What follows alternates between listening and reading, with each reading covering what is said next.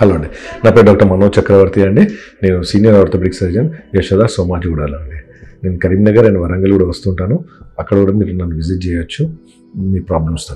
So ఇవాళ మనము మాట్లాడేది మణికట్టు గురించి మాట్లాడుతున్నాం అండి. మణికట్టు ప్రాబ్లమ్స్ గురించి మాట్లాడుతున్నాం. చాలామంది పేషెంట్స్ మణికట్టు నొప్పి అని, ఎస్పెషల్లీ ఎల్డర్లీ పేషెంట్స్ చాలామంది వస్తుంటారండి.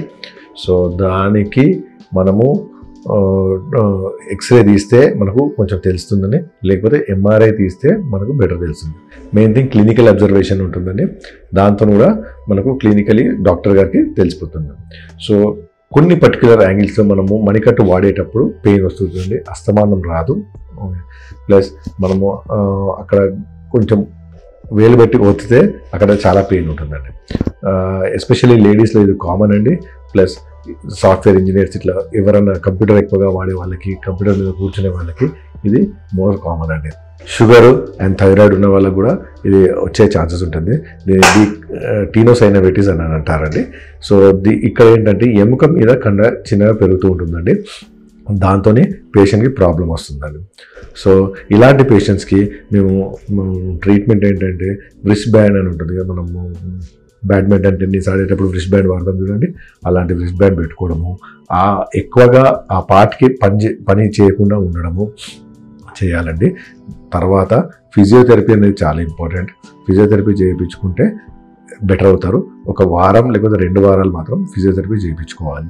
ఫిజియోథెరపీతో మనకు నొప్పులు తగ్గట్లేదు అంటే ఒక స్టీరాయిడ్ ఇంజెక్షన్ ఇవ్వచ్చండి. స్టీరాయిడ్ ఇంజెక్షన్ ఎట్టి పరిస్థితుల్లో కూడా నష్టమే ఉండదండి.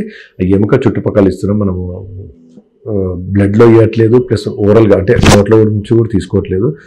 సో దాంతో మీకు ఉపశమనం అవుతుందండి. స్టీరాయిడ్ ఇంజెక్షన్ కొంతమంది ఒకదాంతో సరిపోకపోతే మ్యాక్సిమం 2 ఇవ్వచ్చండి కొన్ని రోజుల గ్యాప్లో. సో ఈ 2 ఇంజెక్షన్లతో కూడా మనకు నొప్పులు తగ్గట్లేదు అంటే అప్పుడు సర్జరీ ఒకటే మార్గం అండి. సర్జరీతోనే మనకు బెటర్ రిజల్ట్స్ ఉంటాయి. మనము సర్జరీ చేశాక ఇమ్మీడియట్లీ మన చెయ్యి వాడుకోవచ్చండి. ఏ విధంగా రెస్ట్ పెట్టడం అవసరం లేదు. సర్జరీ చేసేటప్పుడు ఏంటంటే పెరిగిన కండను మేము కట్ చేసి తీసేస్తామండి, మళ్ళీ పెరగకుండా ఉండడానికి.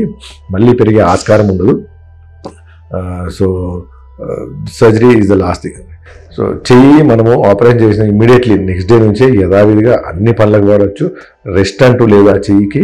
సో అది లాస్ట్ రిసార్ట్ అండి, లాస్ట్ థింగ్ సర్జరీ ఒకటే మార్గం అండి.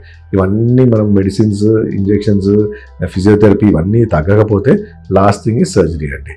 సర్జరీతోనే ఈ పేషెంట్లకు మణికట్టు పెయిన్ నుంచి రిలీఫ్ ఉంటుందండి. Thank you.